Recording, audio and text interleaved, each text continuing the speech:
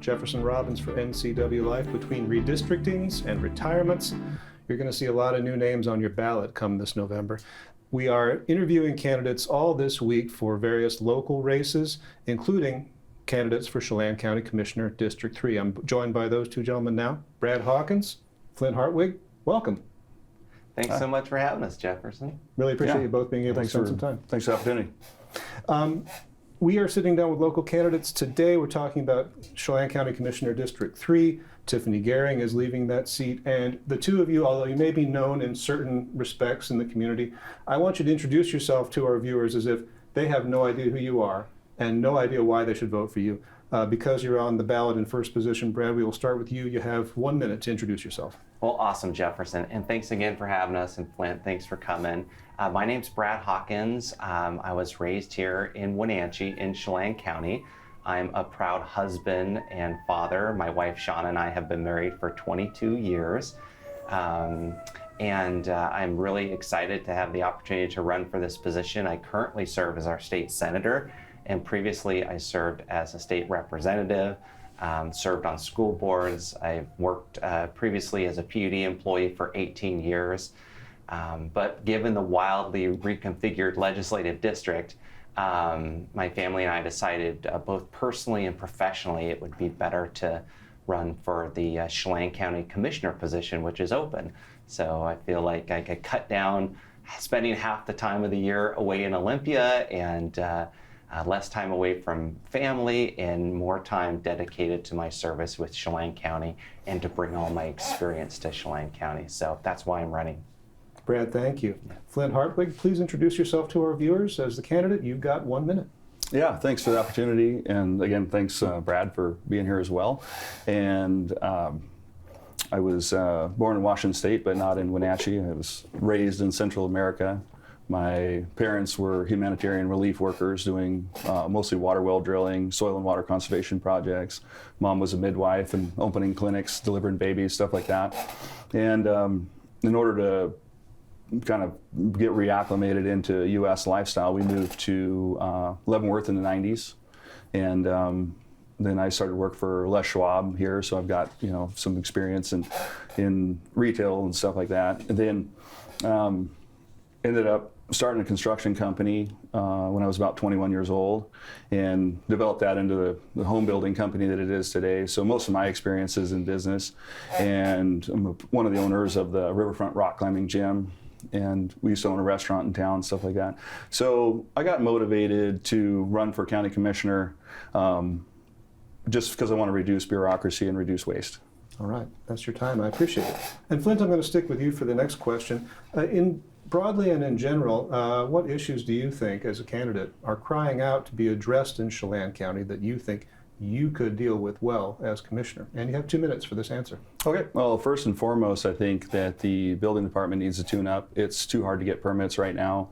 We're building the Alethea Riding Center, and it took us 7 months to get a permit with exactly one comment back as a question. So we need to kind of reorganize that department a little bit, get that moving. I feel like we're in a bit of a housing crisis right now. We're building about 60% of the houses that we were just a few years ago, and that's going to translate to bigger problems in the future. I have plans to do small houses that would sell for around $250,000, and so far the city of Entiat has agreed to entertain that project. I also see budget crisis coming down the pipe because right now we're living off 2022 valuations, and the 2023 valuations came out, they're a little bit less, so there's going to have to be some tightening of the budget, and that's something I would be particularly good at. And also law enforcement needs all the help they can get, so I'm basically just an essential roles of government kind of guy. I want the smallest, most efficient government we can have, and so we're talking about potholes, roads, and also just want to reduce waste everywhere I can. I think my business background specifically is going to be it would be my strong suit. I'm very good at managing money, and I'm very good at managing people, and I'm very good at getting results. So all my experiences have counted on that. If I'm going to have a successful company, I have to get results when money is spent, and I have to hold people accountable. So The big difference for me is just going to be, be a different scene, but the same principles apply. So I just want efficiency. I want the smallest government we can have. Brad, the same question goes to you. From your perspective, what issues do you think are crying out to be addressed in Chelan County that you want to tackle as commissioner? Sure. Well, first off, we are blessed to live in Chelan County. It's a beautiful place, but it isn't without its challenges. I think we need to continue to grow and diversify our county economy so that we can maintain a balanced budget and maintain the county services. I do see some issues with valuations, but also with potential flattening of our sales tax revenue. And the county receives a substantial amount of revenue for its budget from sales tax and property taxes. And if we can continue to grow and diversify the county economy and maintain a balanced budget, we can hopefully help mitigate the growing property taxes that people are experiencing all throughout Chelan County. We do have challenges with affordable housing. We have some human service issues as well, with homeless and a significant amount of fentanyl now coming into the county. But I think the biggest issue crying out to Chelan County is our wildfire risk. And when we look at wildfire, we have to kind of look at two things. One is the initial firefighting and fire suppression, and then also the long-term strategic effort to reduce the fuels within Chelan County. Chelan County has a vast amount of federal lands, and we are really susceptible to lightning strikes and human-caused fires. So if we can continue to figure out a way where we can put out the fires soon after they start, rather than just managing them once they get burning, and strategically thin the forest, removing the small diameter trees, clearing out the underbrush, treating the landscape with prescribed fire, we can help generate some economic activity from the forest. But I bet all of those things, along with some others, are challenges to Chelan County. But like I said, we are blessed to live here. I want to talk about campaign donations, and I want to stick with you for this first part of this question. Brad, you are a state senator, have been a state senator for some time. In this election cycle, you have raised $127,000 or in the vicinity, according to the most recent reports. Now, a lot of that comes to your Senate campaign, but this is carryover to the Chelan County Commissioner's campaign. Since you moved to the Chelan County Commissioner's campaign, you have raised money from Malaga Land Company, Wenatchee Golf Developers. These are all associated with the Chelan family and with Chelan Construction. Sage Homes, Cascade Central Construction, and the Rental Housing Association of Washington, which represents landlords as their public action committee.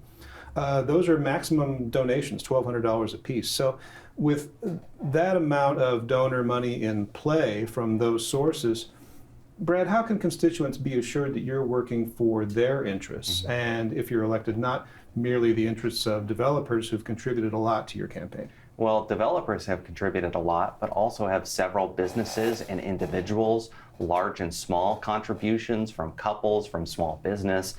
I am very grateful and blessed to have the support that I have. Ever since I made the decision to run for Chelan County Commissioner, I have felt almost overwhelmed by people's support and generosity. I was preparing to run for state senate, so I had worked for several years to build up my finances. But the reality is only a portion of those, maybe half, are related to the Senate campaign that I was able to gain permission for. I've continued to be able to raise money, and it's necessary because campaigns are super expensive. With the inflationary factors and everything, radio ads, TV ads, newspaper ads, and some people get the print edition of the newspaper. Some people only do it online, so you need to do the digital ads and the print ads, along with a lot of other things. So it is super costly. Flint has invested a lot in signs. I've invested some, but probably not as much. But each of my small yard signs costs $5. And one of the things I also have liked to do on the campaign, because my father always taught me, never underestimate the impact of a personal thank you note. So I send thank you notes to people. Well, and if you do mailers, the cost of one stamp now is 75 cents. And then when I have my little folding card and little handout or that goes inside of it, plus the outside envelope, I figure I'm spending $1.25 for every person I'm thanking along the way. So it gets really expensive.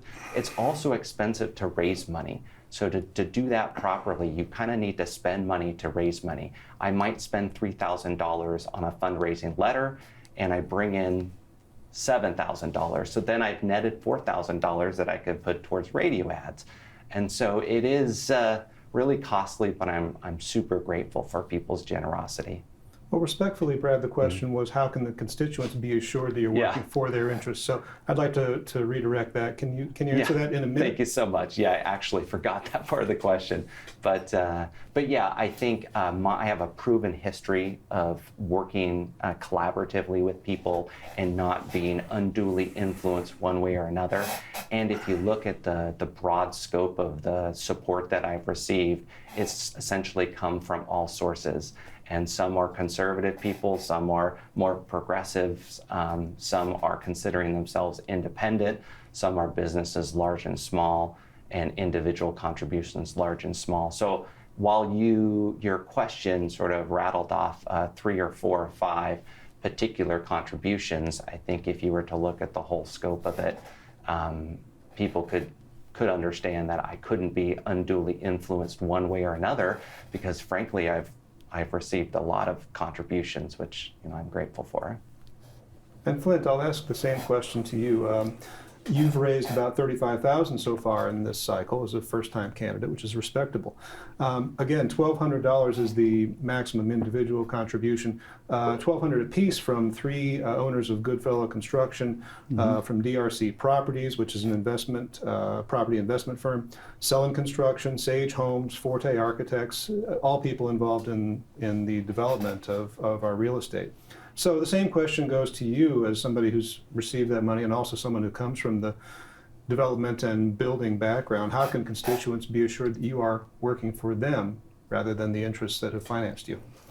Yeah, so the first thing I want to address there is you notice that Chelan is on both of our contribution lists, and having met with them, there's probably something to be said there, because the money that was given to Brad's campaign was not to be a county commissioner, and that's why they called me in, and that's why they endorsed me.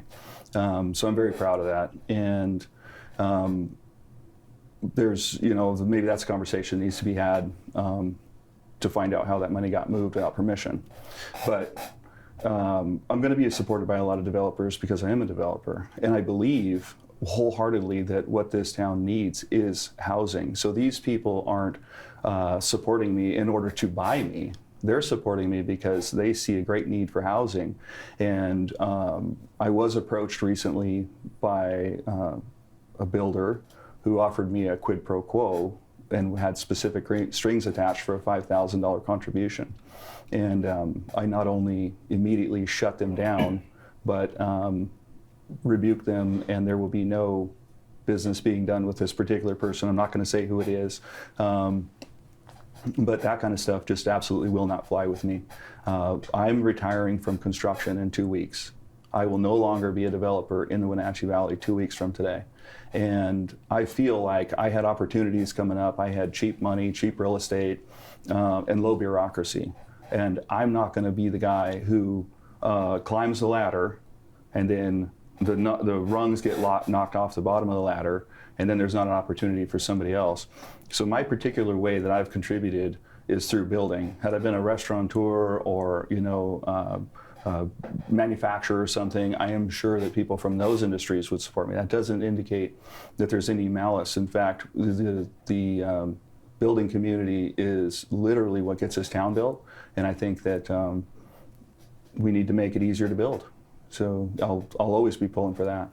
I need to redirect to Brad because there was an element of your response that said there was some money from one donor that may have been transferred without permission. Did you want to speak to that, Brad? Actually, yeah, Flint is incorrect about that. All of the contributions that the Chelan family has provided me have been to Hawkins for Commissioner after I announced my county commissioner campaign, and I believe after I filed for office. And so there have been some of those, plus some additional follow-ups after the primary. And if you look at all those contributions and when they were deposited, it's clear that what Flint said is just simply not accurate. But also, I do want to point out that he does come across as a bit of a seemingly having a singular focus on development. I don't believe that's what's in the best interest of the broad issues within Chelan County.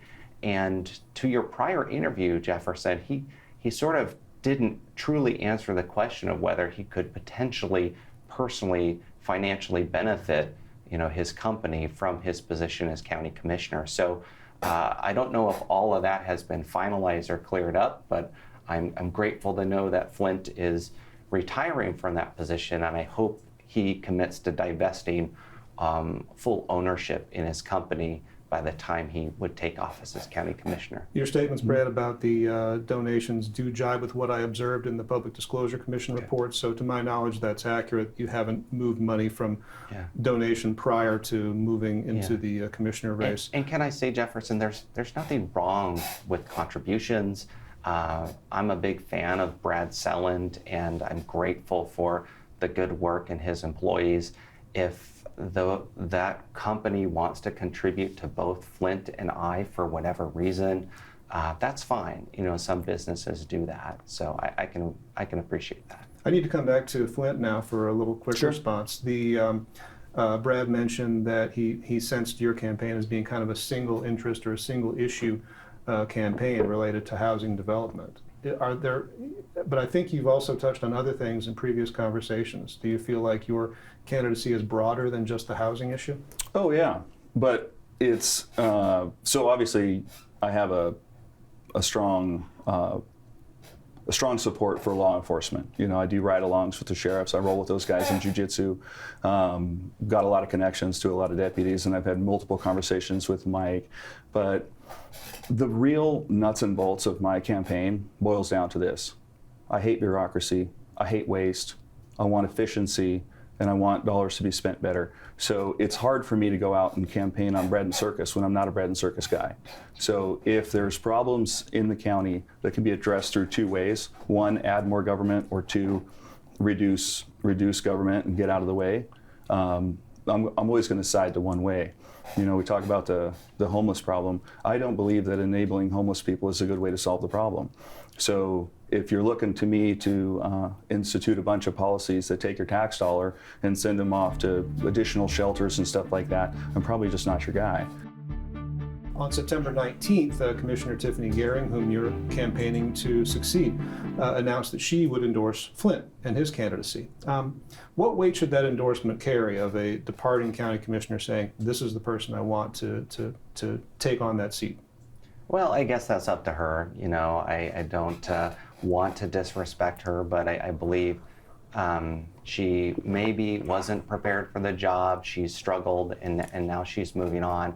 I personally, it's tough with campaigns because campaigns are about differences between candidates. I believe Flint would similarly struggle a bit in the position.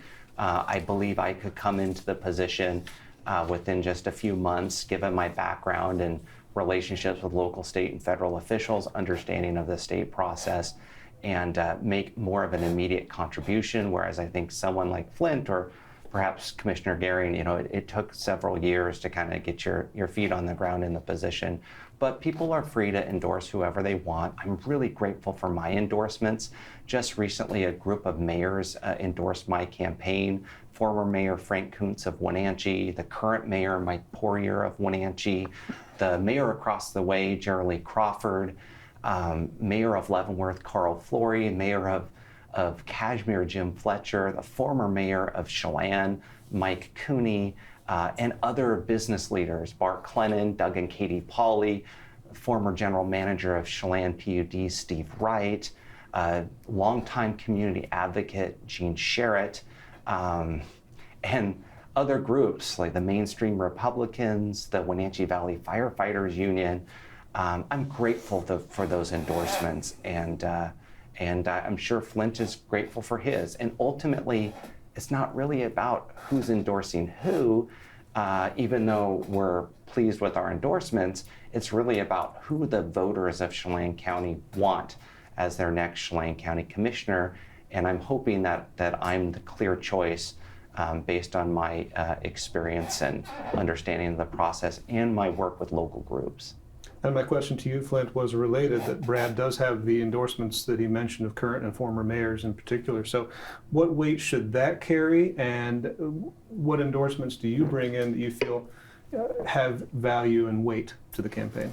Well, first and foremost, Tiffany Gering. I actually have a ton of respect for her, and I think she's done a good job, as well as the two candidates that were also in the race, Chris Willoughby and Brant Capel, have also endorsed. And if you go to my Facebook page, you'll see a slew of endorsements, everything from past Chelan PUD commissioners to business people, thought leaders in our community. But I'm not going to spend a lot of my time giving you the entire list. There's plenty to check out, as well as the local Republicans as well.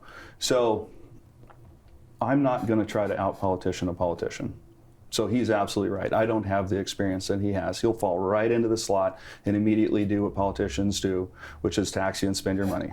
That's not me. So if you're looking for somebody to lay down policy after policy and know which way the wind blows and make deals and stuff, that's not how I'm going to be. I'm going to be learning on the job. I'm a quick learner. I'll figure out the nuts and bolts of how to make this thing go.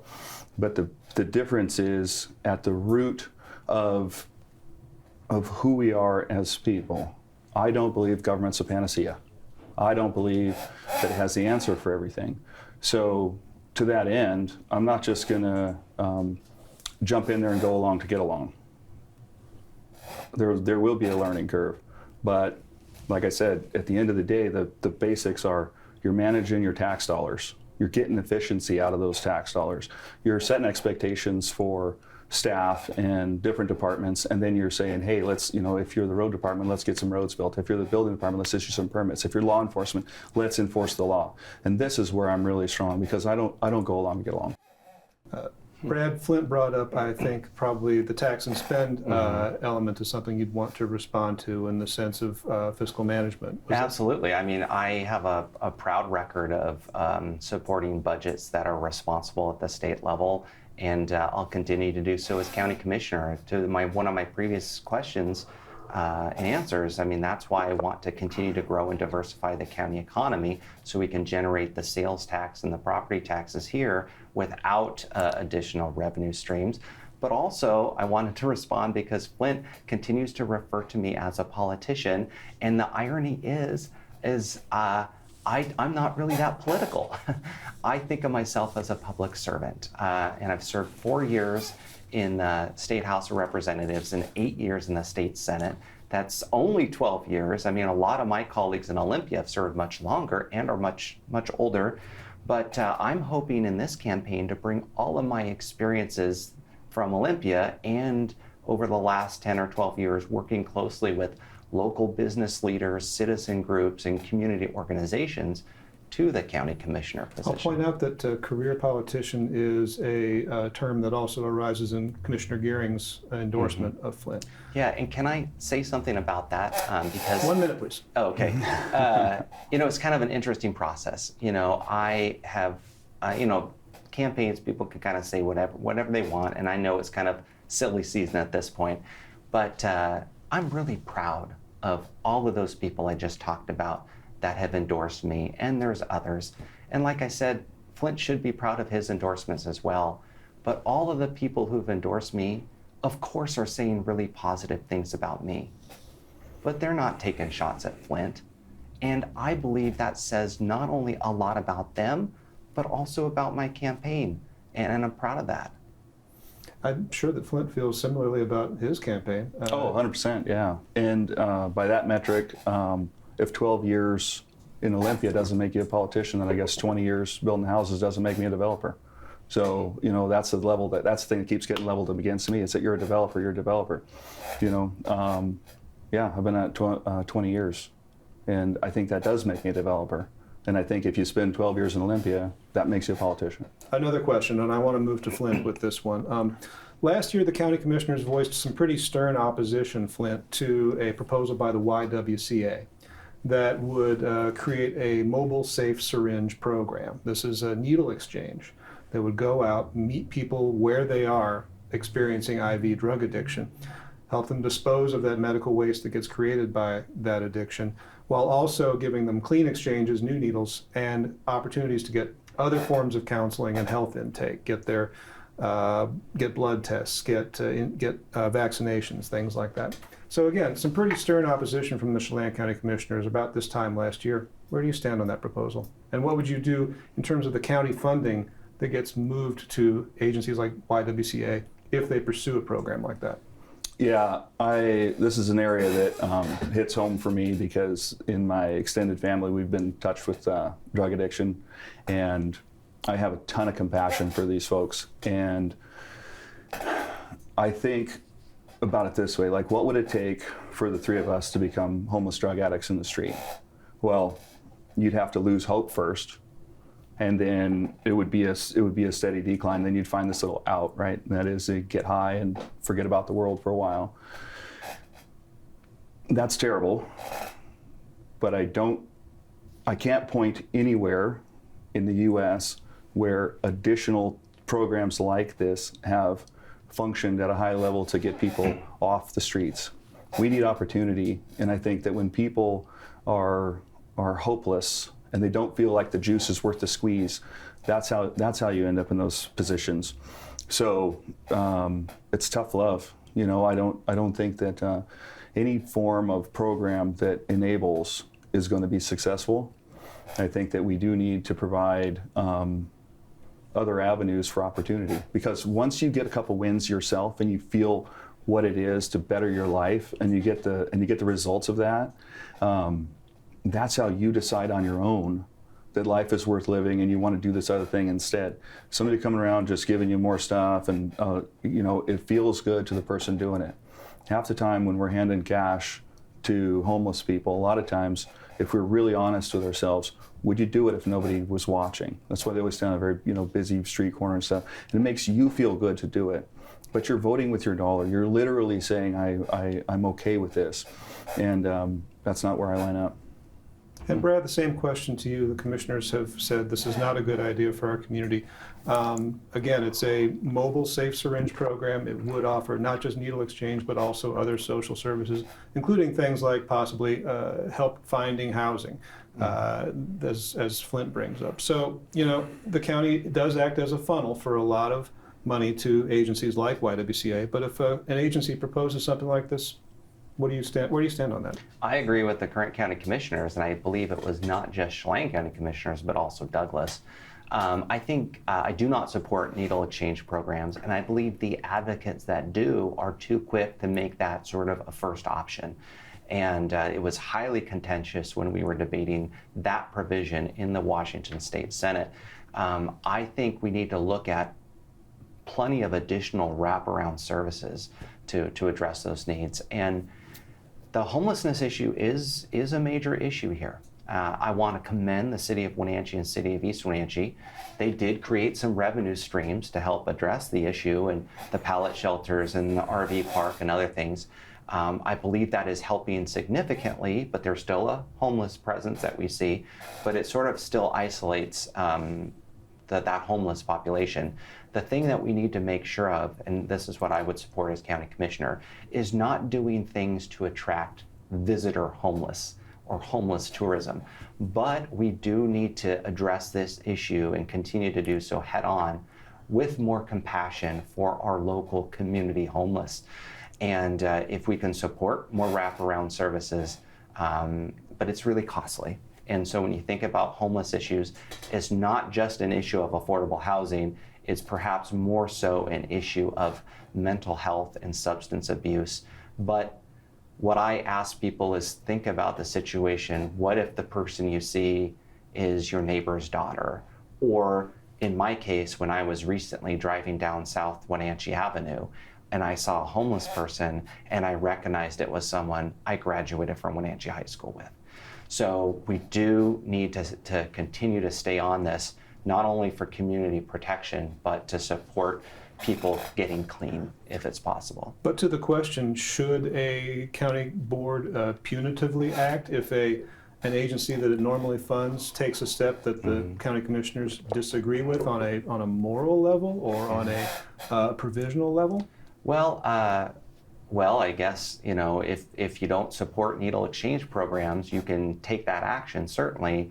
But my understanding of that provision, and I'd have to study it a little bit more, is that there was local control. And who ultimately has the say in some of those measures locally, I think should be up to the county government and the municipalities to have final say. One more question, I'll go back to you again, Brad, for this one. The two of you have been sitting in on commissioner meetings for the last several months. I applaud you, it's not always easy. But what have you observed while you are watching that board about the way it operates that you think you could change or that you'd like to see operated differently if you were elected? And Brad, we'll start with you with 2 minutes. Yeah, I've enjoyed sitting in the commissioner meetings. I've seen Flint on a number of occasions as well. I've also met with the budget director, met with other department leaders. I took a tour of the Regional Justice Center and other things. And I've also sat in on Chelan County staff meetings as well of the different department heads. So it's kind of one of those positions where you have to work with a lot of independently elected county officials as well, the sheriff, the auditor, the assessor, the treasurer. What would I change? I guess the biggest thing that I'd like to see the county implement are more work sessions of the full board. And what I would propose would be choose 5 issues and meet quarterly as a board, invite a number of stakeholders to the meeting, and have a full discussion quarterly about issues. Maybe that's the biggest issues: short-term rentals and tourism, wildfire reduction, housing, homelessness, supporting agriculture. So come up with whatever the 5 issues are, not too many, but the top ones, and come up with action items as a board, and so that the groups can work on the stakeholders in between meetings, but have that open and honest discussion. Some of the folks said, well, you can't do that because it'd be a public meeting. And my answer to that is no problem. You make it a public meeting. You comply with the Open Public Meetings Act. You post an agenda. Everybody gets noticed. Members of the media or other community members are welcome to sit in, not participate, but they can observe the meeting. And so many people all around Chelan County that I've heard from as I've been campaigning and going door to door have told me that would be a wonderful idea. So I hope it's something that we can implement and create capacity for once I'm commissioner, if I'm that fortunate. And Flint, you've been observing the board. What would you change about the way it does business day to day? Yeah, I think it's a little bit siloed right now, kind of echoing off of what Brad said. The departments don't have good interdepartmental communication. I know in my companies, the tip of the spear, property acquisitions and stuff, has to be in sync with the building, in sync with what we're going to do, financing. Everything has to play like an orchestra. And right now, you see department heads coming in one after another with their individual interests, and that's great because that's their job. But then even inside those departments, it's fractured again, and you get these internal departments that aren't good at communicating with one another. That creates waste and it creates a lot of drag. So I would want to see more interdepartmental meetings and really getting good value out of meetings. You can just have meeting after meeting and just end up with a lot of fluff. One thing that we implement in our company is called EOS, and a lot of people will have heard of that, Entrepreneurial Operating Systems, where meetings become high-value meetings, and everybody leaves the meeting with a specific to-do and pulls for the same goal. So what you do is you lay out a very specific direction, the thing that we're trying to accomplish, the steps it's going to take to get there, and then everybody takes a step and owns it. Right now, I feel like, because I've never been involved in government, I see a lot of meetings that there's chatter and talk and fluff, but nobody ever leaves the meeting with a very specific to-do to reach well, I don't want to say nobody ever. It's not as much as it would be in the private sector, where you leave with very specific to-dos to accomplish very specific goals, and then bringing all those departments to a focus as far as what kind of town do we want to live in, what kind of county do we want to have, and laying out the specific steps that it would take to get there, and then reduce the cut out the chaff and get right to the wheat and focus down on it. So that's the approach I would take. Our closing question, it's a 1-minute answer if you are able. Flint, why should people vote for you for Chelan County Commissioner? Well, I made a little plaque, and it's going to sit on my desk if I'm fortunate enough to be the county commissioner, and it's going to face me. The name tag will go out, and it's going to face me. And it says, reduce bureaucracy, reduce waste, increase freedom, and increase efficiency. And that is a campaign promise that I can make. I'm not going to say that I can pave your road. I'm not going to say that I can help you on a specific deal.